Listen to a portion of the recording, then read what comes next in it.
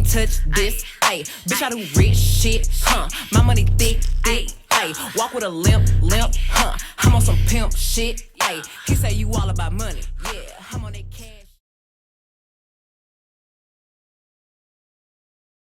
Hey guys, welcome back to my channel. So today I'm going to be showing you all how to get this flawless install without any glue, any product, no gel at all. So if you're new to my channel, welcome. My name is Erika and I will definitely be showing you all how to get this flawless install. If you are not new, thank you all for rocking with me and coming back to watch another video. So this video is going to be sponsored by Omgqueen. And I have definitely worked with them before. Love all of their wigs that they send me to review. And so I will not be talking throughout this video due to me having the flu and being sick.